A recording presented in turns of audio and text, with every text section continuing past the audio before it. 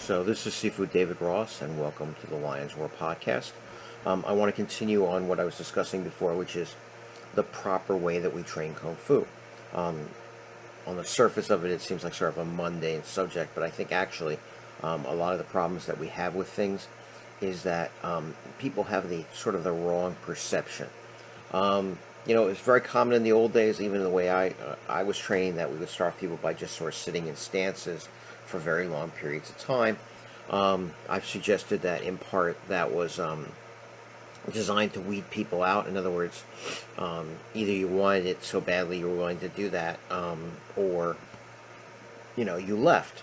I don't think it's a good strategy in a time when we're desperately trying to get more people to come back to Chinese martial arts, and we want to increase the size of the pool. I said one of the problems with Kung Fu is it was always passed on from one teacher to maybe 2 or 3 students at most that really got all the stuff, and so we've been dwindling down in size.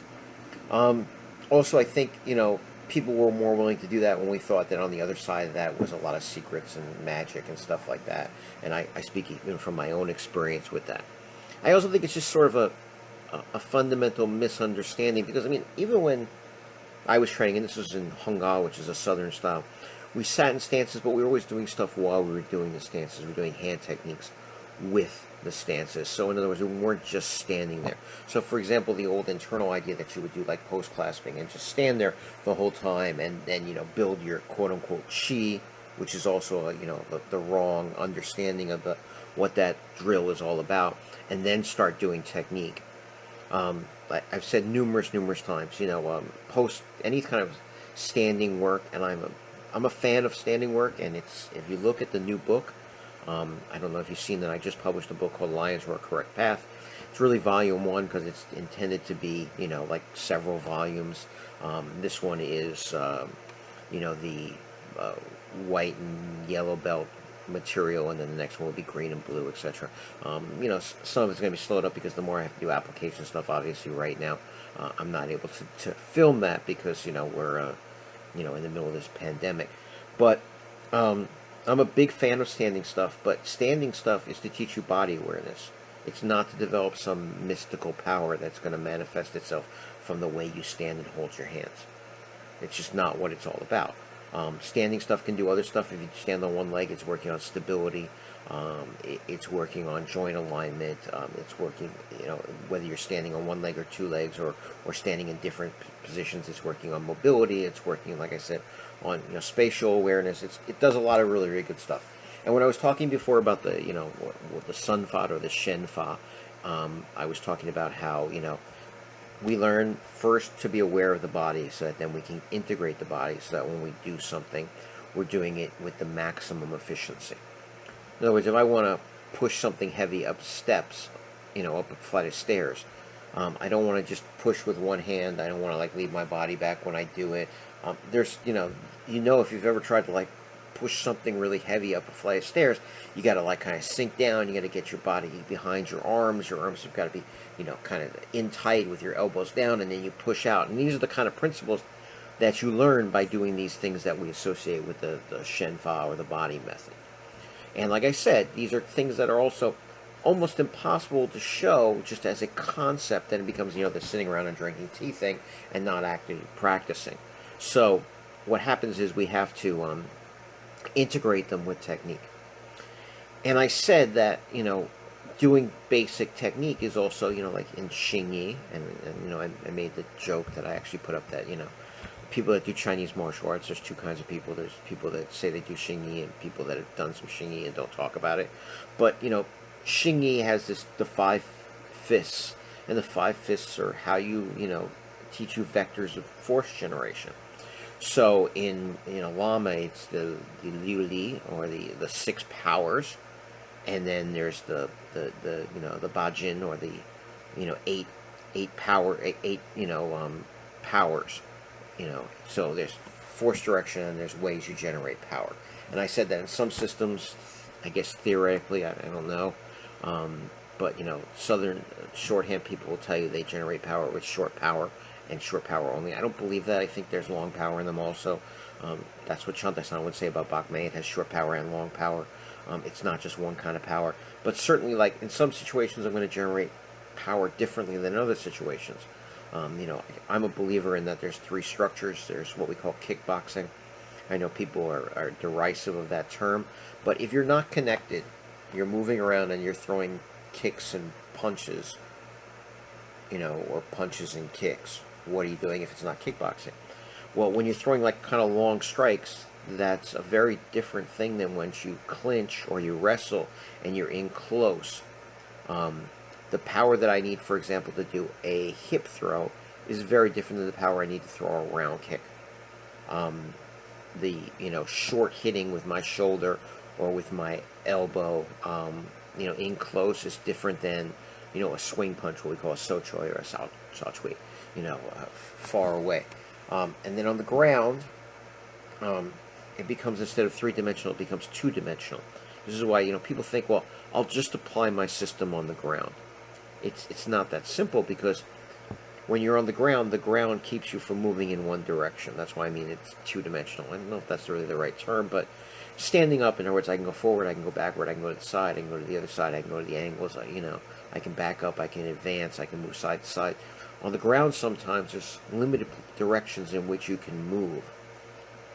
And also, there's force on top of you or underneath you, affecting the way you move and generate power. So it becomes a very different thing. And I also say there are rules. For example, generally when we're disconnected, I don't like people switching their stance a lot, because that opens you up for things like leg kicks and sweeps, and also even punches, because you're moving your feet and you're not paying attention to what's going on.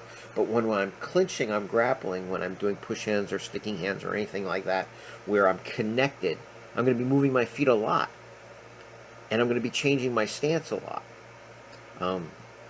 So there are different rules, and then there's rules on the ground. There's things that I can do standing that I wouldn't do on the ground. There's things that I would do on the ground that I wouldn't necessarily do standing. So we start off by teaching these things, and my point, going back to the powers, is that this is the same whether you're doing Xingyi, eight 5 fists, or the Lama Pai 6 powers, or you're doing jab, cross, hook, and uppercut, and all the variations therein of boxing. People have asked me, how it is that I so easily transition between doing what looks like a Muay Thai class and then going back to traditional and doing Shui Jiao, which is wrestling, and doing Jiu-Jitsu on the ground. And my students know this already, but to me, they're all the same. Just like I said, training somebody for quote-unquote martial arts, training somebody for quote-unquote self-defense, or training somebody quote-unquote for a professional MMA fight. The things that you need to know are all the same. I know that may be controversial to some people, but for example, like I said, everybody has to learn guard. Guard is part of your martial arts practice. If you do jiu-jitsu, you would know that. You do tons of stuff in the guard. And in an MMA fight, well, what happens if you get taken down and the person's on top? You better learn how to play that guard, because otherwise you're going to either get submitted or get beaten up really badly. And I think in a street fight, the beating up really badly is much more likely than somebody like, arm locking you or choking you or something like that. People are just going to ball up their fist and hit you. For women's self-defense, I said obviously the guard position is the most relevant position for rape defense. Without being too explicit about that, obviously. So, it's all the same. And I think that one of the biggest problems in Chinese martial arts is this desire to make it so different. It's not so different. So, going back to what I'm talking about, which is how do we train things? Well, first we train things stationary. Stand. Get some awareness. Now again, you're not going to do that all class. You're not going to do that, the only thing you're going to do with your students for the first 6 months. But you can do it a little bit. Introduce it as an idea. Even in your warm-up. And again, this is how you, in the martial arts industry, when they try to, explain to instructors how you teach martial arts but not bore your students so that they leave, they talk about hiding repetition. Well, you can start off a class by, okay, let's just stand here and let's start with, some deep breaths, and then starting moving the neck, and then moving the shoulders, and then moving the torso and then moving the hips and then standing on one leg. And it was this sort of standard warm-ups. Well, that's standing work. It's post work. You can make an elaborate thing out of it, or you can make it so normal that people don't notice it. I have a great student, Daniel Martinez. If he listens to the podcast, he'll recognize himself. And the joke that we have is that, he got a Groupon thinking he was going to do some fitness kickboxing, and suddenly ended up in this elaborate kung fu system. If he first came to me, I had said to him, well, I know you want to just lose some weight and get into some shape and have some fun, but I'm going to teach you like a 300-year-old method that has all these moving parts. He may not have stuck around for it.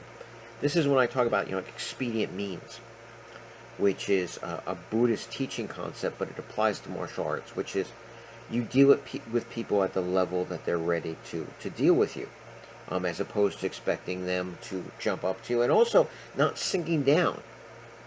Expedient means allows you to, like, for example, maintain your integrity, which is I'm still going to teach you my system the way I learned it from Chantai-san, but I'm going to teach to you in a way that you can relate to, that won't bore you, that won't scare you, that, won't confuse you.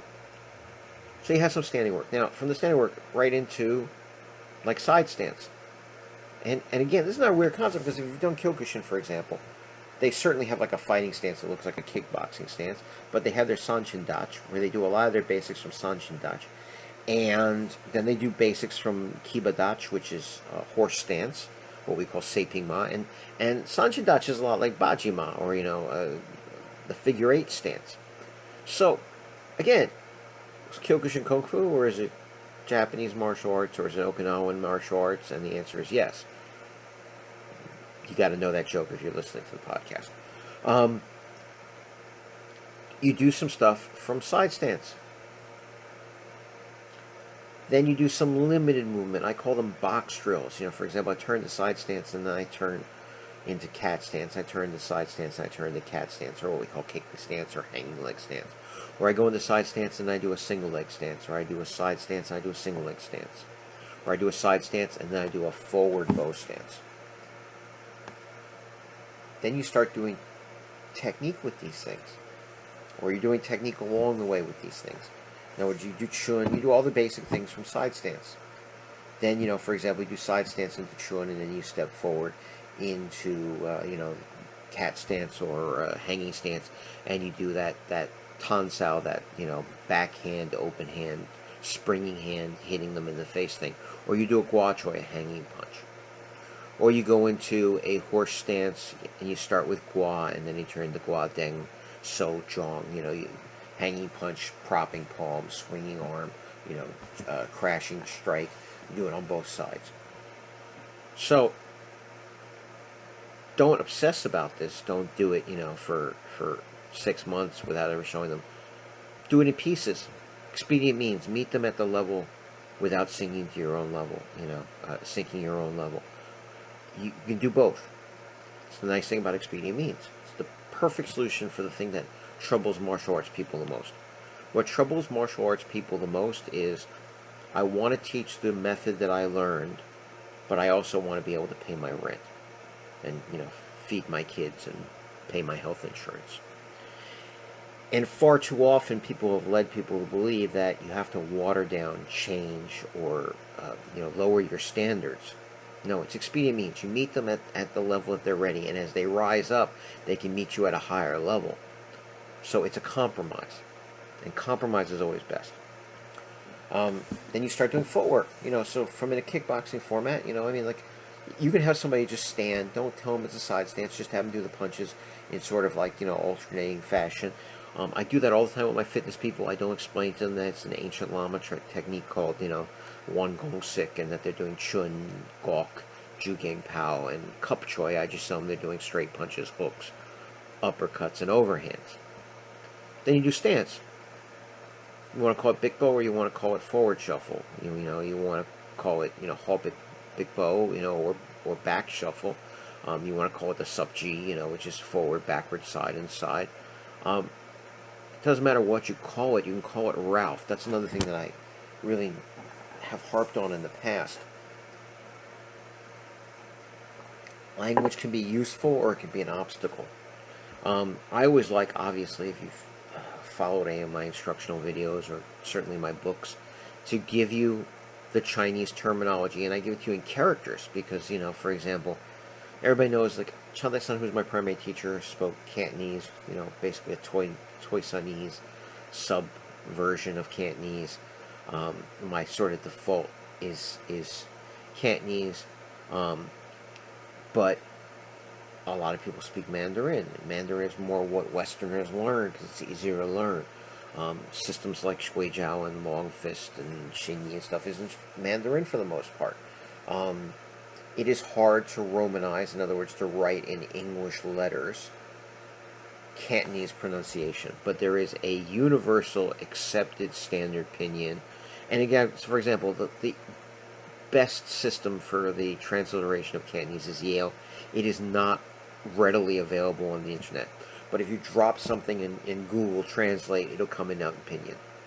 So I've been using pinyin a lot. I'm almost shifting everything to pinyin, but with the Chinese characters, because if you want to speak in Cantonese, well, you have the Chinese characters. If you want to speak in Fukienese, it's not something I speak. You can, whatever dialect you want, the Chinese characters are the answer. So I like giving you, at the very least, the Chinese characters in sort of an English translation. But don't let the language become an obstacle. Far too often, I've seen people become too obsessed with learning the terms, or using a foreign language to the point it becomes an obstacle. Whatever you want to call it Joe. It doesn't matter. Again, that's expedient means. It's like my fitness. When people first come in, I kind of put them in a fitness program. I want to just sort of teach them to kind of move and learn how to generate some power and everything. I'm not heavy on the conceptual stuff. I tell them to turn their hips and shoulders left, right, and I tell them to keep their hands up and to breathe. Which is interesting because these are all the things that, turn and breathe is basically the essence of all the elaborate internal concepts that, are bandied about. You have to turn your hips and shoulders, and you have to coordinate your breath with your movement. But every gym class does that without getting into, like, deep Taoist philosophy. And, introduce some movement. Forward shuffle, backward shuffle, side to side. Maybe some pivot step, then start teaching them to coordinate, and this becomes the 3 harmonies, coordinate their feet with their hands, coordinate their hips with their shoulders, step with a jab, step with a cross, step with a jab, cross, in the air. Then voila, it's time to put somebody on a bag. Right now in the COVID epidemic, it's impossible in some areas, New York City particularly, to be inside and doing this. So, we're going to sort of experience what some Chinese martial arts people had, for centuries, which is not having one fixed location where you can establish equipment. And, we're going to work around that. And it's the reason why there's so many other methods in Chinese martial arts. But ideally, you have bags. And don't ever let anybody tell you that bags are not part of Chinese martial arts training. Bags filled with sand have always been a part of traditional martial arts training. Again, like I said, though, sometimes it wasn't immediately available because, they were practicing out in the field, or in the church, not the church, but the monastery or the temple courtyard. You can call it church, I don't care. But certainly once people had established locations, they set up bags, just like they set up tables for their bags for their iron palm work. And so you work around it. We're working around stuff right now, and it should give people an insight into what somebody, I've been talking about this pre-Boxer Uprising era and post-Boxer Uprising era. I would say another defining characteristic of pre-Boxer Uprising era was that there were not established schools in the sense of physical locations. After 1900, after the Boxer Uprising, we started seeing schools, buildings, institutes where practice was held with a regular schedule and equipment could be acquired and could always be dependably there. Whereas before you had people, like I said, practicing in villages. And again, I guess maybe the local villages could have had a house or a tree that they hung a bag from. But generally speaking, they were practicing out in the fields. But there's other things you could do. You have two people working together with gloves and having do glove drills where they're punching into each other's gloves. And I'm a big fan of that. It's sort of the first, again, expedient means way of getting people used to partner work. But it's not sparring at all. It's not even the drills with the actual kicks and punches where you're actually making real contact with the person. In other words, if you throw a hook at me and I block it with my arm, I'm going to feel that impact on my arm, and it's going to probably, if the person throws a good hook, radiate through my arm toward my head, and it's going to make me nervous the first couple times I do it. But glove drills are just punching into the hands. They're just great ways of doing this stuff, and not and gradually introducing people to it. So stationary, I guess I'll call them pseudo-stationary, which is just transitioning from one stance into another, back into that stance, back into another stance on the other side. Done with technique, stationary technique. Footwork by itself, to first get them used to it. So, in Kung Fu terms, for example, we do forward stance walking, or we do 7-star walking, or we do stealing step walking. Then adding in the technique with it. So, with the big bow, which is the forcing step, which is a forward shuffle, it's jab and cross, or it's first jab, and then it's first just cross by itself, then it's jab cross. And if you really think jab and cross is so different than traditional Kung Fu, please go look at Bung in Xing Yi and how they coordinate the stepping with the fist, and the steps and half steps that they talk about, and realize that it's exactly the same idea. And as for those people that are so convinced that combat sport is so far removed from martial arts, which is really about, killing people on the battlefield, those same movements are used in spear, coordinating the spear with the foot. In fact, Xing Yi people will tell you that the spear came first, and then I jokingly say, they took our spears like they took our guns. When they took the spear away, he modified the spear movement for empty hand, and that is the beginnings of Xing Yi. I do not believe it was created in any way, shape, or form by General Yu Fei. I don't think it's associated with any way with General Yu Fei. I think it was associated with military men, people that were doing spear that suddenly were civilians, or as we were talking about, the difference between military martial art and folk martial art. Folk martial art being martial art practiced among the general population, the transition. And so, it went from military art to folk martial art. So the movements are the same. And again, Xing Yi people also, I keep going back to this, how can you do Chinese martial arts without knowing anything about Xing Yi? Most Xing Yi people are very fond of boxing, and they see the similarity in the mechanics. It's interesting. It's the thing also that makes me sort of obsessed with Xing Yi is that it's an internal art without all this mumbo-jumbo baggage that the other two internal arts have. It's an internal art that does not obsess about, esoteric, obscure concepts. And like I said, the proof is in the pudding. They were on the Lei Tai fighting. And again, the reason that they probably identified Yu Fei as their founder was the fact that they were military people. So if you're a military person, associate yourself with probably one of the greatest generals of all time. Just like if you claim that you're affiliated with a Buddhist system, you find some monk, legendary, or mythical, and associate them. It is not rocket science here. Most martial arts, probably until the mid to late Ming, had no idea about lineage and stuff like that. But as they tried to sort of gain social acceptance, they copied existing patterns of social acceptance. Confucian, hierarchical. There's lineages in the opera That doesn't mean that martial arts, please, that does not mean that martial arts came from opera. Quite the opposite. Opera people needed martial arts people to associate with them in the Zhanghu, which is the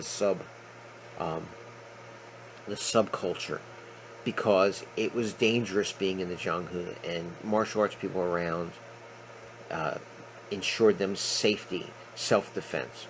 And of course, they incorporated the martial arts into their operas. Opera did not create fake fights that martial arts people then tried to emulate. It's not true. In the case of the boxers, who were people that were not martial artists, again, ignorant, I don't want to say dumb or stupid, ignorant, and there's uneducated peasants who were deceived by manipulative people into believing that they would be possessed by spirits, and since they didn't have any martial arts training, their only reference to martial arts was the operas that they had seen, and so they mimicked. It's like watching people that have never taken a martial arts class mimicking kung fu movies, or a Chuck Norris movie, or a Bruce Lee movie, or watching a UFC fight and trying to do the moves. But it doesn't mean the moves originated from the Shaw Brothers movie. Excuse me. So, again, the other thing that I believe in training is that it's a pool. What do I mean by that? Like if you go to a big public pool, there's like a little kiddie area that's shallow that, goes up to like the kids like mid-shin. And then there's like an adult kind of section where people kind of wade in. And there's swimming lanes, which are deep. And then there's diving, which is really, really deep. And last time I checked, when you go to a public pool, no one insists that you run to the far end, to the high diving board up in the sky, and do a one of these gymnastic jumps off the high diving board into the deep end. You go in where you're comfortable, and your students should do that. And also, sort of like, I guess the analogy would be the beach. When you go in, the water's kind of cold, and you kind of get in a little bit, you get in a little, you're making your way out toward the waves, and maybe you go a little bit back because the waves are a little scary, and then you wait for the waves to break, and you go out a little bit farther. That's the way martial arts should be done. Let people first do a program without them getting punched in the face or having their arm twisted or being thrown on their head, and then see where they want to go. And the caveat being that even myself, I was kind of skeptical that some people would really want to do contact, and I used to kind of be like, well, wait until you're ready. When they feel they're ready, let them in. And again, some people will back out, just like they see the waves and it's too scary. But I think you'd be surprised, and I mean pleasantly surprised, by people wanting to actually jump into the deeper end. So, just because I am who I am, again, I'm just sort of checking myself by summarizing.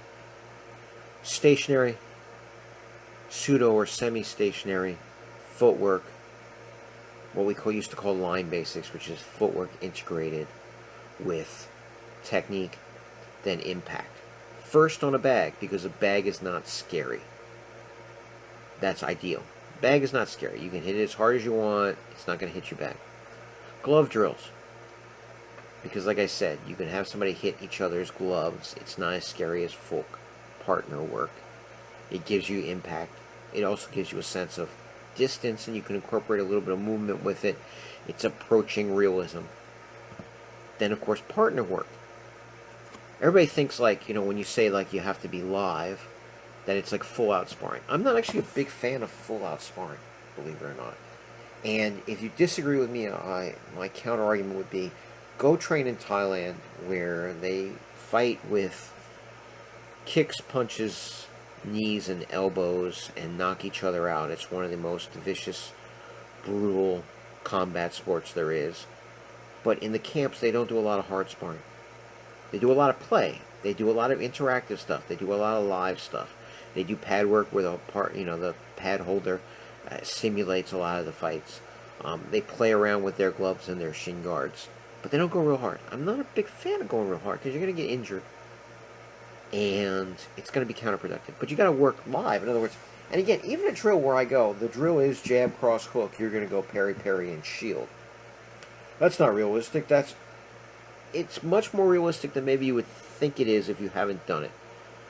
First of all, the person that's going to attack, even though it's a preset attack, is going to do it with power because you're wearing gloves and, hopefully a mouthpiece, and the other person is going to block it. And you better block it, because the other thing I'm going to tell you is that throw the punch so that it's going to land. If they would just drop their hand, you should go touch their nose, touch their nose, touch their jaw. Not knock them out, but close enough to touch them. Really quickly, though, with both people's hands up and moving around and doing it, back and forth, the contact level will increase because your adrenaline will kick in. Your job as an instructor is actually to make sure that you keep an eye on that high adrenaline level so that people don't get injured. And again, it's a set drill. Well, guess what? People are going to make mistakes, and you're going to veer a little bit out of this set drill.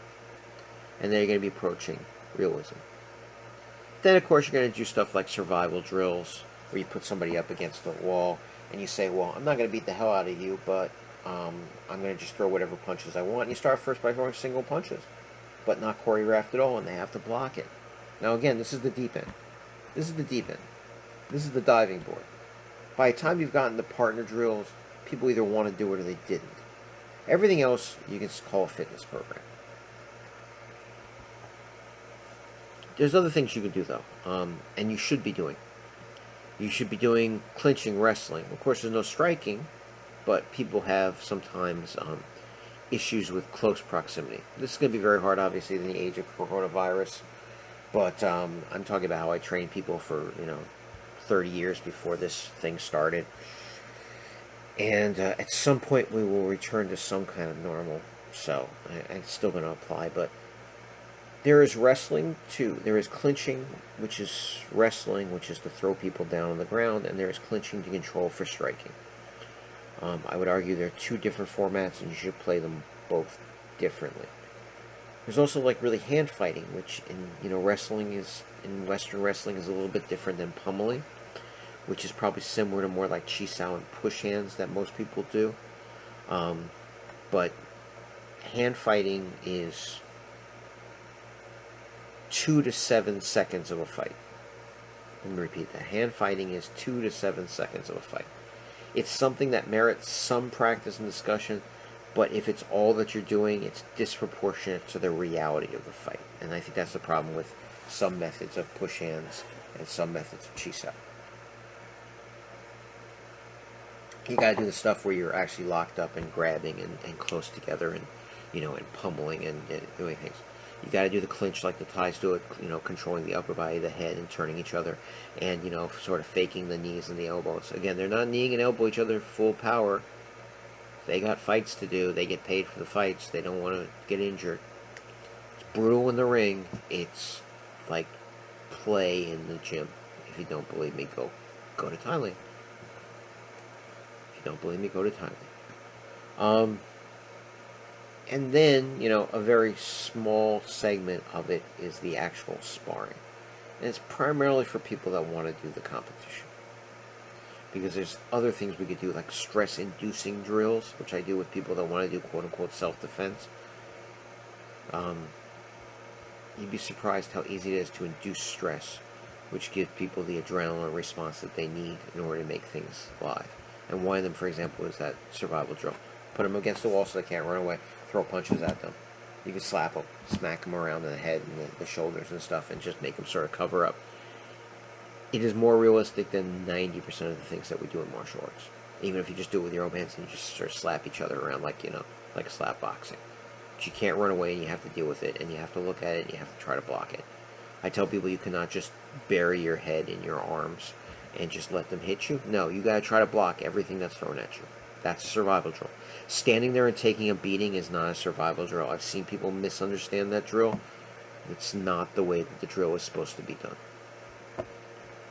So, this is how I said, you should train Chinese martial arts. And then, of course, if you have all that stuff together, you can start learning forms, which is to theoretically teach you concepts and, integrated movement and particular combinations and everything. To me, as I said, I didn't do forms for a very long time. I still consider them optional in my system. I have people that want to learn them, but sometimes it's not worth the diversion of time and energy to learn how to do a particular stepping pattern as opposed to learning how to grab somebody and throw them on the ground. And I was saying with the sparring, in other words, I would say that just like we argue that forms is a legitimate form of training, but it's disproportionately used right now in Chinese martial arts to the exclusion of other important things. I think in a lot of MMA gyms and a lot of, mostly MMA gyms, because Muay Thai people are much more traditional than people give them credit for. And being linked to a tradition, being linked back to a tradition in Thailand, into a camp, they understand, like I said, the role of sparring plays in the larger picture of things. But MMA people these days, I think a lot of them, the fault is they on the side of too much hard sparring. That's where they get lost. They don't have too, if they're not doing it correctly, they have too much hard sparring. They don't have enough concepts. They don't have enough what I would consider softer drilling, or progressive integrated drilling. They just sort of jump into it. Brazilian Jiu-Jitsu people also don't have this problem. They understand the concept that first you learn the Jiu-Jitsu, which is the rolling around on the ground without the striking, and then later you integrate the striking, if it's done correctly. And if you want to see what can go wrong in Brazilian Jiu-Jitsu is when you forget about the integrating the striking part. No martial art. I had another blog where we talked about how Kyokushin can go wrong, and how Jiu-Jitsu can go wrong, and how Chinese martial arts go wrong. No martial art is safe from losing its path. And in Chinese martial arts in particular, you see people all along the history doing these, putting you back on your road, putting you back on your correct path. You kind of veered off a little bit off on the side, or you fell asleep while you were driving and you had to pull off to the side of the road. Then you wake up and you got to get back on the road.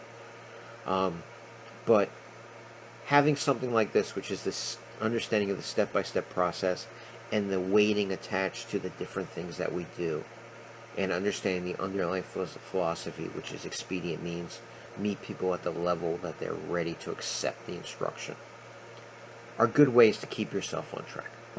This is David Ross, and as always, thank you so much for joining us for the Lions Roar.